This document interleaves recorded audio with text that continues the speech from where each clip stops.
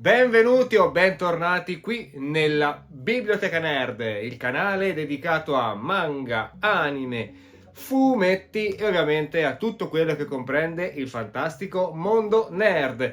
Allora ragazzi, siamo praticamente arrivati a Natale e vi vorrei parlare, cosa c'entra con Natale? Nulla, ma vorrei parlarvi dell'Enciclopedia della Paura 2025 che purtroppo mi ha deluso parecchio ragazzi. Siete pronti? Allora, dopo la sigla, partiamo!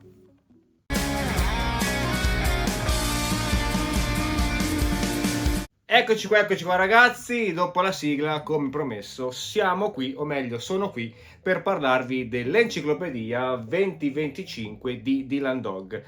Allora ragazzi, purtroppo, come vi ho anticipato poc'anzi, mi ha veramente molto ma molto deluso ragazzi. Non tanto per il prezzo, perché 9,90 no, non ci sta 9,90, e adesso vi dico il perché, ma proprio per il suo contenuto ragazzi. Purtroppo ragazzi, purtroppo, e ripeto purtroppo, non ci siamo. Tosse, incredibile. Non ci siamo ragazzi, non ci siamo. Allora però vorrei partire un po' subito nel mostrarvi questa copertina. Allora, intanto io ve la mostro così, però vi vorrei poi mostrare, non in anteprima ma in sovraimpressione, com'era la copertina prima di questa pubblicazione. Perché allora, se la vedete bene ragazzi, ora non lo so se la vedete, ma fa questo effetto praticamente lucido, perché praticamente è lucida la copertina, che la rovina totalmente ragazzi. Perché la rovina totalmente? Perché ora vi metterò in primo piano come era la copertina prima di essere appunto stampata. Allora ragazzi, questa che vedete adesso è il disegno finito per quanto riguarda solo le chine, ok?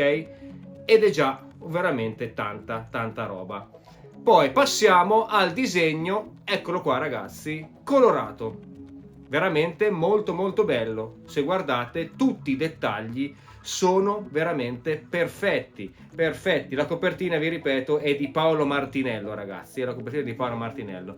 Ora, questa qua è la copertina finita, ovvero che si vede appunto 4 storie di Dylan Dog, Enciclopedia della Paura 2025 e via discorrendo. Come vedete ragazzi, è veramente bellissima fatta così. Proprio si vede tutto il disegno. Ora ritorniamo a noi. Eccoci qua ragazzi. Qui ragazzi, purtroppo questa copertina non si vede nulla. Ragazzi, purtroppo è stata a mio avviso completamente rovinata.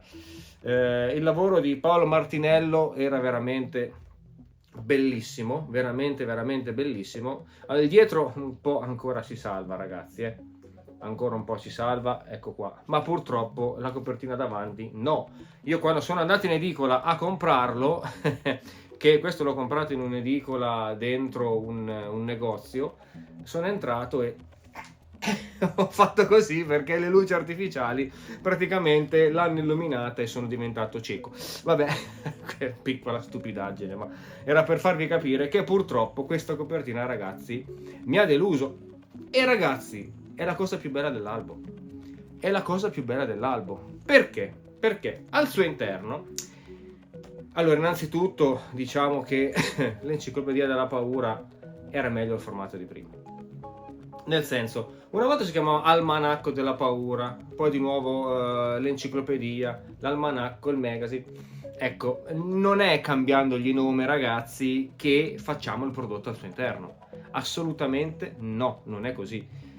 E appunto ragazzi, al suo interno già troviamo una cosa che non va bene. Tutte, e dico tutte, le sue pagine sono in bianco e nero. Le storie per forza, ma allora, a parte che sono queste, sono 26 pagine di enciclopedia, questa è l'enciclopedia, 26 pagine, queste sono storie, 26 pagine, ecco, una presa in giro. Perché? Perché innanzitutto è stata fatta a mo' di classifica per libri, film, videogiochi, libri non so se l'ho detto, eccetera eccetera. ma è stata fatta prendendo 6 libri, 6 fumetti, 6 film, 6 giochi, e poi dopo è stata fatta, ecco guarda, vi faccio vedere questa, tipo questa, ecco questo è il sesto dei videogiochi, questo è il quinto in classifica, secondo loro ragazzi, poi abbiamo il quarto, il terzo, il secondo e il primo. Scusate la tosse ragazzi, ma se guardate bene, qui non abbiamo, e dico nessuna informazione. Non abbiamo nulla. Queste cose qua, ragazzi, si trovano molto meglio su Wikipedia o Wikipedia, chiamatela come volete. Ma questo assolutamente non è informazione. Un'enciclopedia deve contenere informazioni, non una classifica fatta tanto per. Vedete anche il fumetto, ragazzi, anche il fumetto. Ragazzi, non ci siamo. Poi mi mettete Dan Da Dan, che per l'amor del Signore a me piace molto, ma diciamo che queste cose qui le trovo tranquillamente su Wikipedia. Quindi, ragazzi, non ci siamo. Già che non è a colori e non ci siamo, ma perché la cosa mi fa arrabbiare? Perché vi voglio presentare nel 1992 questo, ragazzi, l'Almanacco della Paura. Costava 6.000 lire, quindi 3 euro. Va bene, non bisogna fare il rapporto di allora con adesso, ma in realtà 6.000 lire erano tanti, ma dentro c'era roba. Dentro c'era roba, ragazzi. Guardate, questo, ragazzi, l'albo è distrutto perché quello che io e i miei amici usavamo, perché a fondo di questo albo c'è una cosa importantissima che poi vi mostrerò. Ma qui c'era la cosa, c'era la roba. Innanzitutto era colori. E poi guardate ragazzi quanta roba c'era. Guardate, tutto scritto in un altro modo. Questo ragazzi era informazione ed era il 92. Ma la cosa bella di questo, oltre alle storie che sono veramente molto belle, in fondo troviamo questo, che è esattamente come tutto l'enciclopedia che abbiamo adesso del 25. Ecco questa. Sapete che cos'è, ragazzi? È il manuale dei cacciatori di fantasmi di Ghost Hunter, fatto da Mauro Boselli. Mauro Boselli non a caso è un mito per me, Mauro Boselli, perché ha creato Dhampir. Ricordatevi Dhampir? Ecco qui, ragazzi, c'è il manuale del cacciatore di fantasmi, dei Ghost Hunter, e noi questo, ragazzi, l'abbiamo letto filo per segno, perché quando eravamo ragazzi volevamo fare esattamente quello che c'era scritto qua. Ora, se noi da ragazzi ci siamo interessati a quell'albo, i ragazzi di oggi, che vivono completamente di tecnologia, quasi ragazzi, cosa se ne fanno di questo?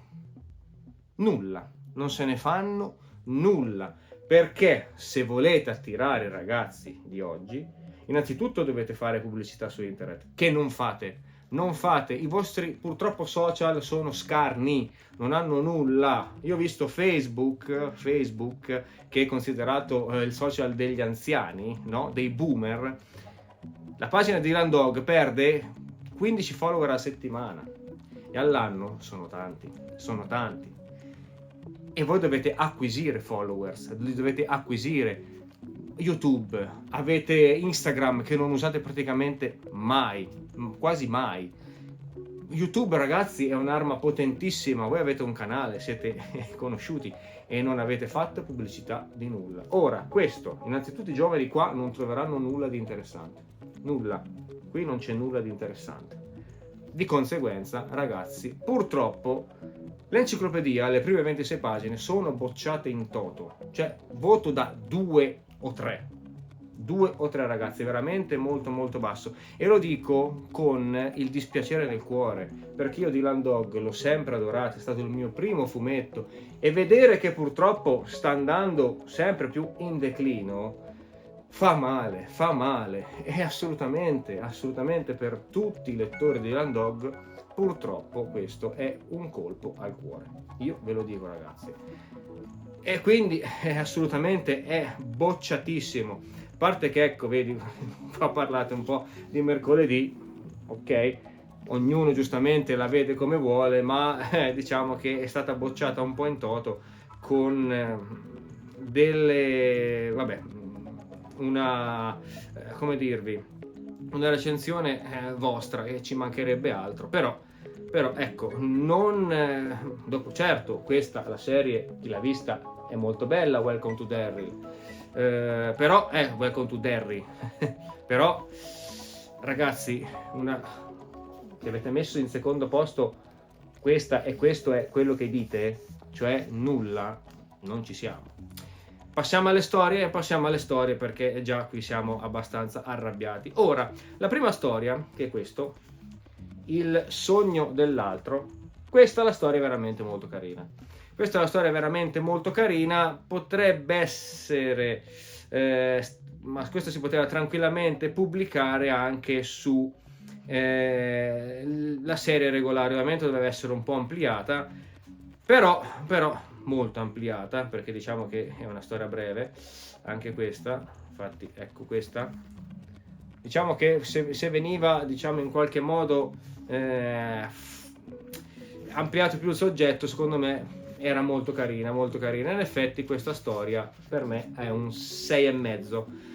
Poi passiamo alla seconda storia, ovvero Ninna Nanna, come si chiama? Un attimo, perché qui il titolo è molto in là. Eccola qua, La casa della Ninna Nanna. Allora, come storia ci sta, come storia un pochettino ci sta, i disegni mi sono piaciuti, anche della prima storia mi sono piaciuti i disegni. Diciamo che mettere in mezzo il discorso di Capitan Harlock con Mayu, con la famosa ocarina, sì, avete voluto un po' strizzare all'opera di Leiji Matsumoto, che purtroppo è lontano anni luce da questa cosa, proprio non c'entra nulla, veramente nulla. Però ecco, diciamo che la storia, sì, è la classica ragazza rapita che alla fin fine però di queste storie così se ne sono viste talmente tante. Purtroppo se ne sono viste talmente tante. I disegni, ve l'ho detto, mi sono piaciuti, però ecco, diciamo che poteva essere sviluppata veramente molto, ma molto meglio, ragazzi. Mamma, è stato incredibile. Passiamo alla terza storia. Allora, la terza storia, che è La musica del diavolo.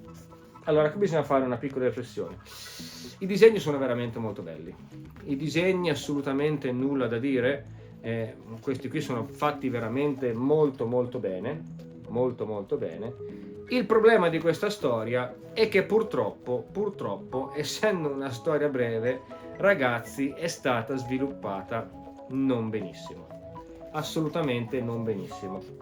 Poi qui c'è un altro errore di fondo, secondo me, perché praticamente questa chitarra, lo dico, è stata acquistata in un negozio molto molto famoso per quanto riguarda il mondo di Dylan Dog, ovvero Safarah.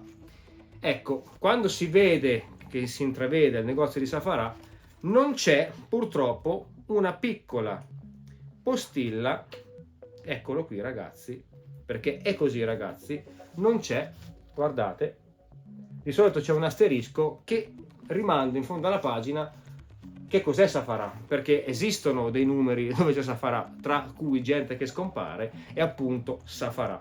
Ecco, un giovane che legge questa storia, se la leggeranno mai, nessuno sa che cos'è Safarah. Ci dovrebbe essere una spiegazione che cos'è Safarah e perché a quelle cianfrusaglie e perché è un negozio che compare, appare. Sì, certo, è uscito da poco i racconti di Domani, molto bello, di Tiziano Sclavi, ma dubito che i giovani l'abbiano comprato e letto. E purtroppo questo è un grosso errore perché lascia un buco. Per chi non conosce chi è Amblin e Safarah, purtroppo lascia un grosso buco.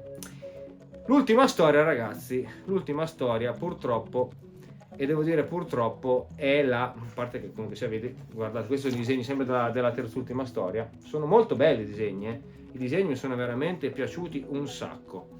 L'ultima storia, ragazzi, che dovrebbe essere praticamente, si chiama Fame Rossa, che praticamente è la più romantica di tutte, e anche qui purtroppo, ragazzi, il discorso di le storie brevi purtroppo non pagano, questa ne è eloquente, in quanto rileggendola 2 o 3 volte, purtroppo, ragazzi, e la trama fa un po' acqua da tutte le parti.